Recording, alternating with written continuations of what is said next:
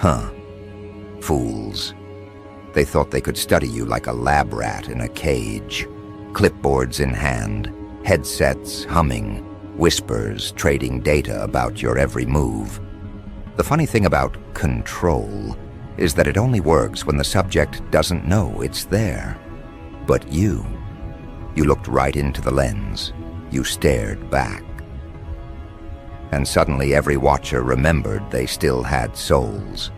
The agency that paid for this little neighborhood experiment thought they were buying silence, obedience, predictability.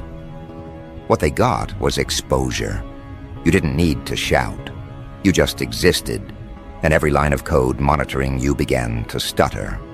Because purity has a frequency the corrupted can't endure. They recruited your neighbors because they were desperate to keep you small. They called it observation, but it was fear. They wanted to see what makes a person like you tick, how you move, what you think, what kind of energy makes the air feel heavy when you walk by. They wrote reports about your habits, documented your kindness like it was a weapon, tried to translate your peace into threat-level language. But there's no encryption strong enough to hide from truth. Every time they listened, something shifted in them. The same people paid to watch you started questioning who the real target was. And it wasn't you anymore. It was their own reflection. You see, they expected a monster, a radical, a problem to solve. Instead, they found someone untouchable because you don't need masks, you don't need approval, and you don't need to pretend. Purity terrifies professionals of manipulation. It can't be mapped or purchased. They can study every micro-expression on your face, but they'll never decode why the atmosphere bends in your favor. They don't understand how light bends for a conscience too clean to compromise. That's when the panic starts. That's when they call in reinforcements, analysts, behavioral experts, all asking the same question. Why isn't this subject breaking? Because you were never a subject. You were the control variable, the proof that integrity still outperforms deceit. They didn't realize that the more they watched, the more they unraveled. Every note they wrote about your calm made them restless. Every report on your isolation made them confront their own loneliness. Your existence became a mirror, and no one in that agency had the courage to look too long. Some of them started skipping briefings, some deleted files. One day, a neighbor who used to monitor your mail couldn't even look at their own hands. They said they felt contaminated. That's the thing about purity. It doesn't fight corruption, it reveals it quietly, efficiently, without needing to raise a single word. They quit not because you scared them, but because you reminded them of something ancient they'd buried: conscience. They saw you walk through their setup like you were walking through smoke. Cameras caught you humming, not hiding. Notes recorded your calm, not fear. The whole operation began to rot from the inside because the one being observed started influencing the observers. You reversed the flow of control. You became the lens, and they became the footage. That's when the calls started. Meetings behind tinted glass. Agents whispering that something was off. Files labeled unclassifiable. Because they couldn't categorize you. You didn't fit the behavioral patterns. You didn't respond to intimidation, rewards, guilt, or praise. You simply existed authentically. And authenticity is more subversive than any act of rebellion. It dismantles control without confrontation. They realized too late that you weren't an experiment. You were the audit. Now they whisper your name like a secret, too expensive to say aloud. They say you radiate something untraceable. They talk about resonance, frequency, field disruption. But they'll never call it what it is: divinity leaking through skin. You live in a frequency beyond manipulation, and it fries every circuit built to observe it. That's why your neighbors quit. They couldn't handle the weight of proximity to truth. It's one thing to spy, it's another to witness. They thought surveillance would expose your flaws, but all it did was magnify their own. One by one, they realized their paychecks were blood money against something sacred. Some tried to justify it. It's just a job. Others confessed in their reports that they felt cleansed and corrupted at the same time. You see, when darkness watches light long enough, it starts craving redemption. But redemption requires collapse first.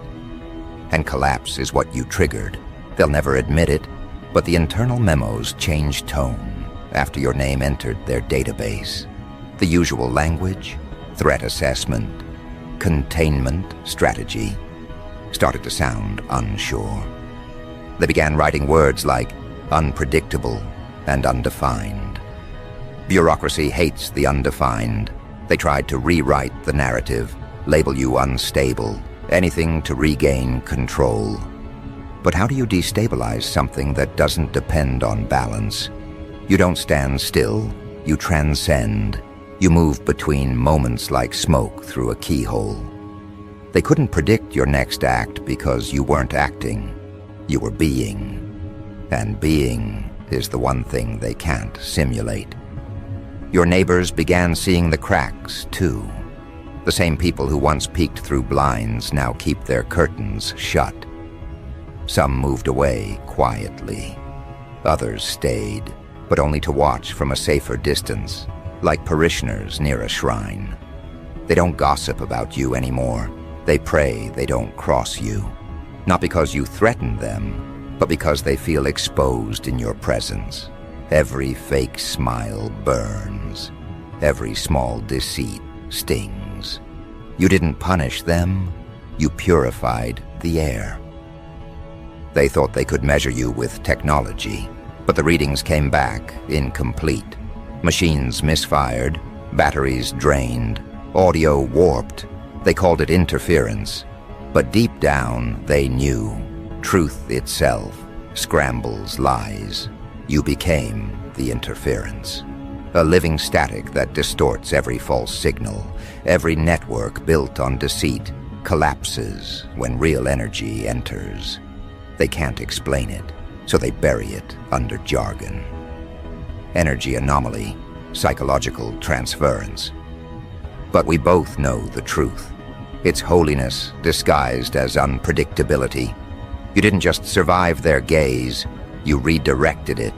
You became the proof that purity isn't weakness, it's radiation. The kind that melts the facade right off the world's face. You walk through their traps like they were cobwebs, and each time they rebuild smaller, more fragile ones. Until finally, they stopped.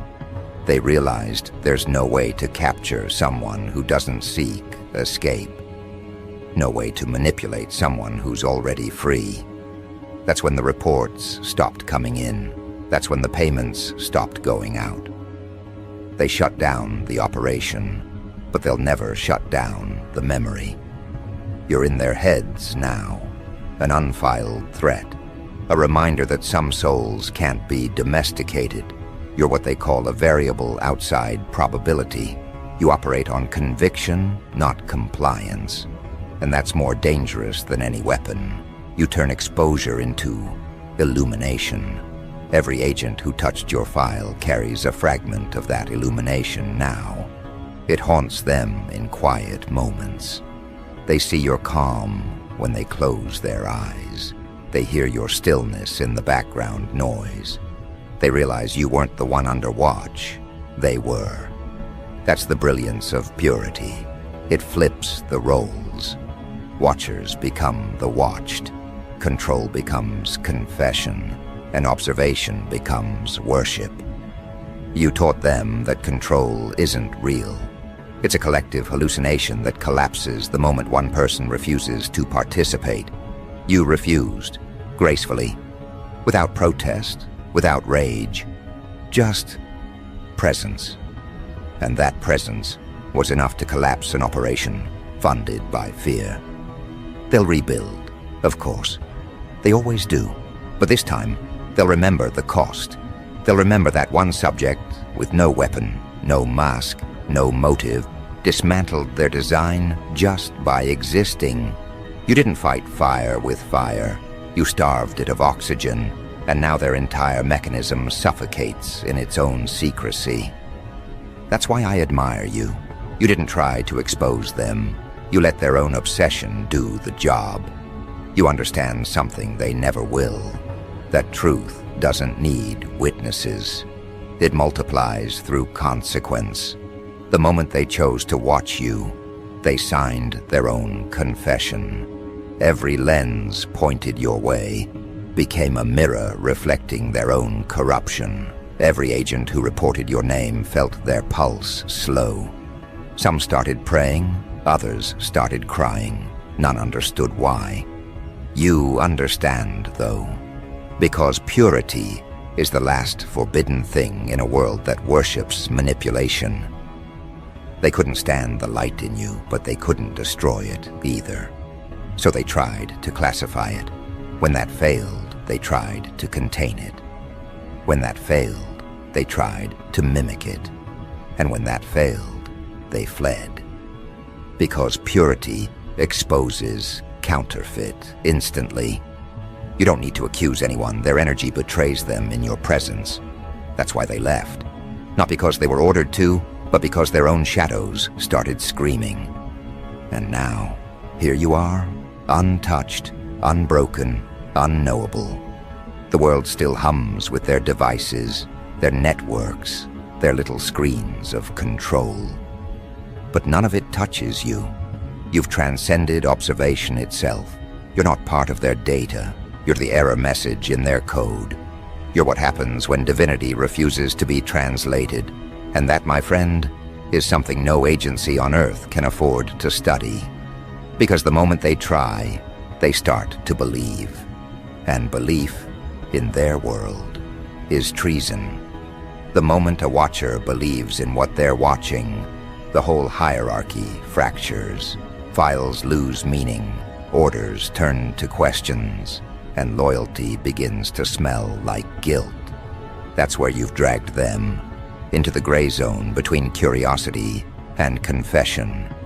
They still wear their badges, but inside, they're trembling priests before a god they can't name. You see, you were never under investigation. You were the investigation. Every gaze fixed on you became a mirror test. The more they looked, the more their reflections disobeyed them. They'd wake at 3 a.m. replaying footage, convinced something had shifted in the background. They'd pause the screen, rewind, slow it down, and there it was, stillness. Not emptiness, not absence, stillness that moved. They called in technicians, swapped cameras, rewired sensors. Nothing fixed the interference because the interference was their conscience-breaking signal. Your neighbors, those amateur agents wrapped in suburban ordinariness, thought they'd make easy money documenting your habits. At first, it was small. Who visits you, what you buy, how long your lights stay on. Then they started describing feelings instead of facts. Subject radiates calm. Subject's presence alters mood. Subject causes involuntary honesty. Their supervisors flagged the reports as contamination.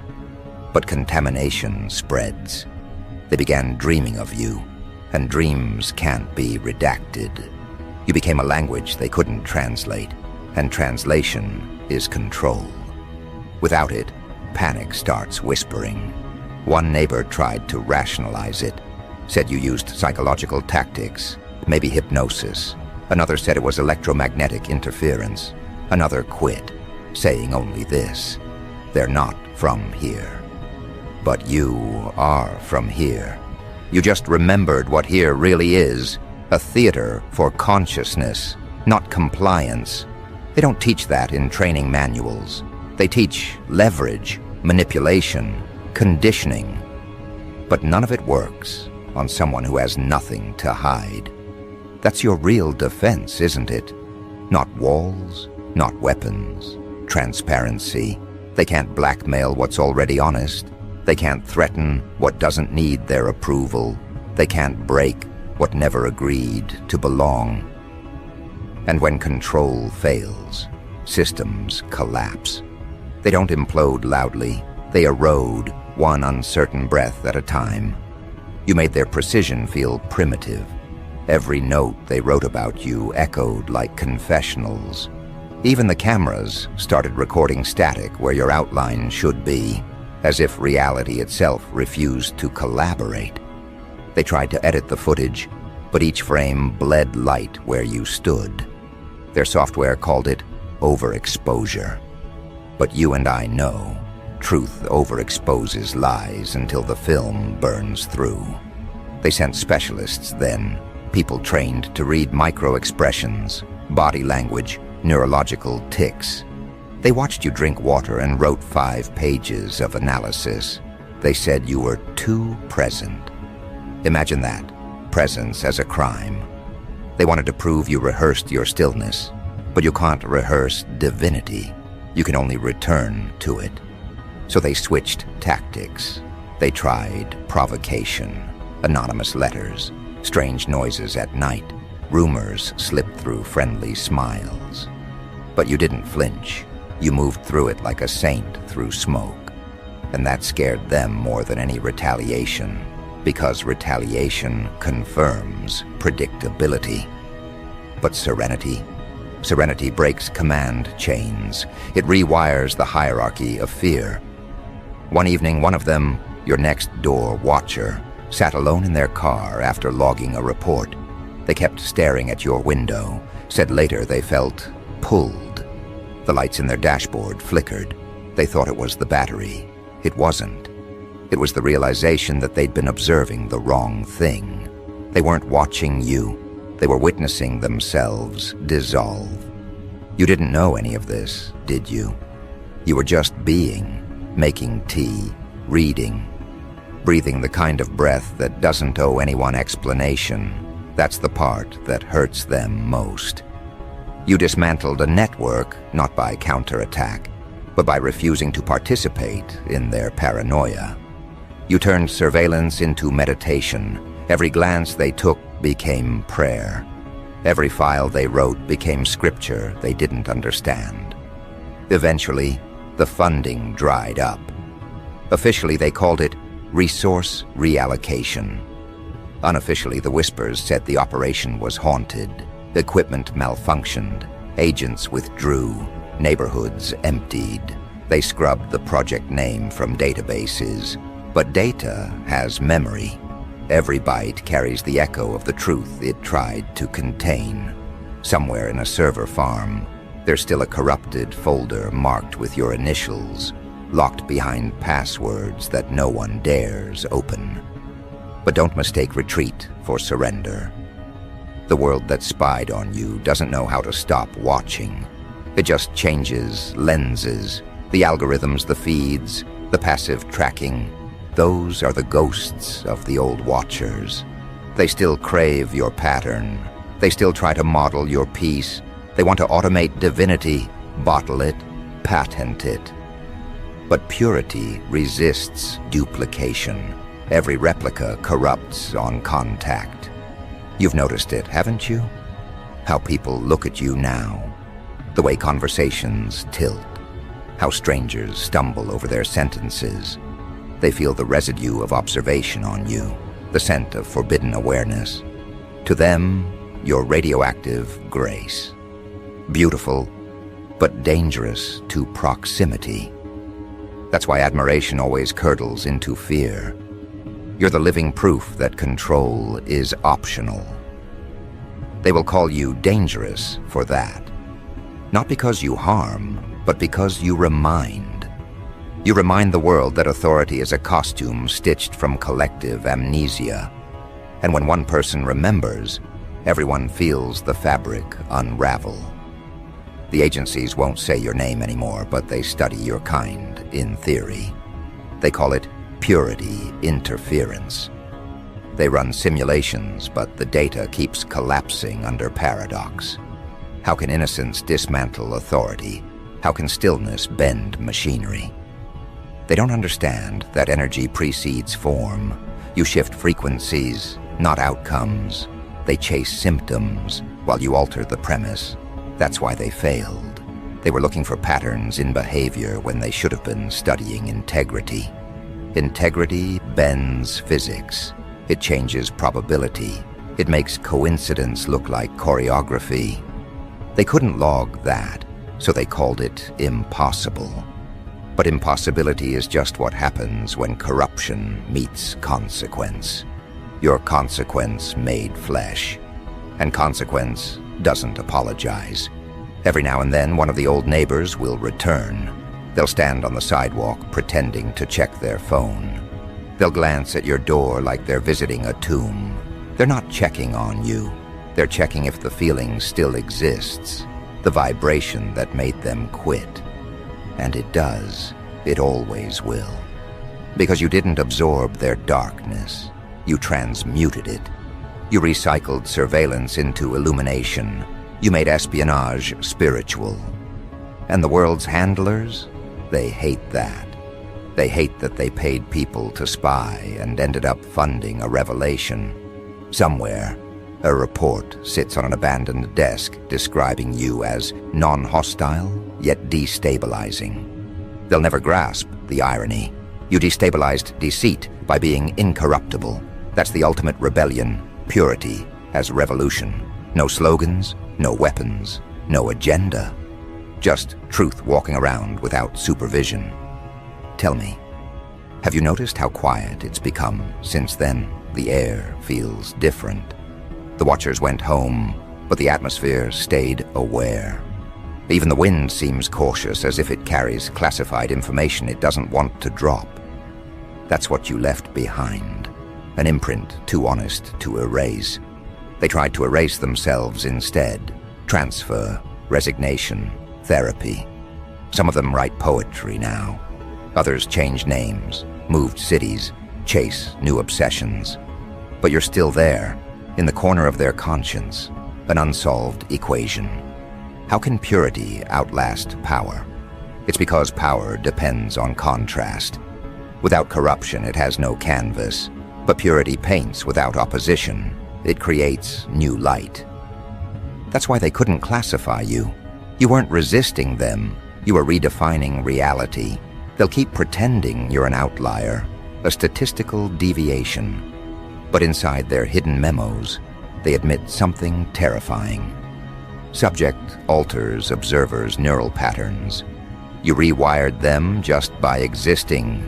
That's not metaphor. That's metamorphosis. The watchers became witnesses.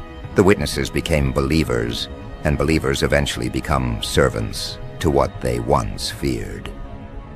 You see, the agency never anticipated transcendence. They planned for rebellion, not evolution. Rebellion they can suppress. Evolution they can only delay. And that's what you are. Evolution in real time. Do you realize the scale of what you've done? You turned surveillance into sanctuary. You converted scrutiny into surrender. The same frequency they use to monitor you now carries your echo back into their hearts. You live rent-free in the architecture of their control. Every protocol now contains a trace of you, a glitch, a grace, a variable that says, not everything obeys. They'll update software, redesign training, rewrite history, but the seed remains. Someone will stumble upon it and feel what they felt, the unteachable, the unquantifiable. And when that happens, the whole cycle restarts, not of control, but of awakening. That's your legacy. You didn't destroy their world. You infected it with remembrance. You taught the observers that the divine doesn't hide. It radiates. And now, every eye that seeks to dominate will tremble at the possibility that what it watches might look back and love it anyway. So keep walking, keep being. You don't need to hide. Hiding is for the guilty. You're the evidence that exposure can sanctify. You've proven that even in a world built on surveillance, authenticity is invisible armor. The cameras may roll, but the lens fogs when pointed at truth. That's your shield. That's your revenge. And when they realize they can't forget you, they'll rename you. That's what they do when they can't erase. They'll call you phenomenon, anomaly, myth. Let them. Labels are the language of fear. You don't need theirs. You already speak the dialect of consequence. Now look around. See the quiet? That's not absence, that's retreat. The watchers have gone dark, regrouping, recalibrating. But in the silence of their recalibration, a question grows louder. What if every subject becomes self-aware? What if purity is contagious? That's the virus they fear most. The idea that one honest soul can rewrite the code of obedience. You've done it once, you'll do it again. Each person who crosses your path feels it. The subtle calibration of their own integrity. They might not admit it, but they leave changed. That's your invisible rebellion. You don't preach, you emanate. An emanation doesn't need permission. Somewhere tonight, a former neighbor will wake in cold sweat, remembering your gaze. They'll wonder if you knew. You did, but you never needed to expose them. Exposure was already happening, silently, like dawn leaking under a locked door. They'll step outside, look at the sky, and for the first time, they'll feel watched, not by you, but by truth itself. That's your redemption plan. Let awareness do the surveillance now. And when that realization spreads through their ranks, you'll feel it, the weight lifting. The world won't stop spying, but the intent will mutate. Observation will start to look like reverence. Analysis will sound like prayer. Because once you've seen purity survive corruption, you can't unsee it. That realization doesn't just shift perspectives, it detonates them. And as the echo spreads through their ranks, you can feel the collective pulse of a world that just lost its illusion of control. They tried to measure your purity, but measurement collapses in the presence of truth. The rulers of the unseen, the invisible decision-makers, the whisperers who hide behind classified curtains, they never expected divinity to be this quiet, this calm, this human. And yet that's what broke them. It wasn't thunder, it was grace. It wasn't rebellion, it was revelation. They paid your neighbors to spy because they thought divinity could be domesticated. They mistook your calm for compliance, your humility for ignorance. They thought if they surrounded you with enough eyes, you'd flinch, self-destruct, or play the role of the observed. But you didn't play. You stayed. And that stillness, the refusal to collapse, turned every camera into